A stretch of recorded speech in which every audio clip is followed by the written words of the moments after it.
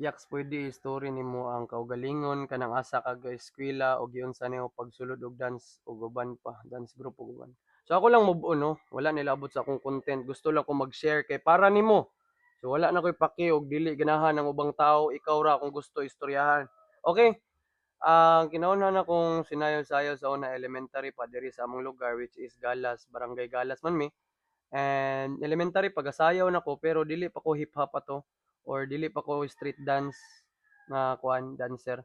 Kuan lang ko kanang ga-ballroom pa ko, contemporary dance until na high school ko na ako'y grupo pero sa school lang. Pero wala ko na-satisfy kay sa sayaw ra namo kay sa eskwelahan ra man gyud.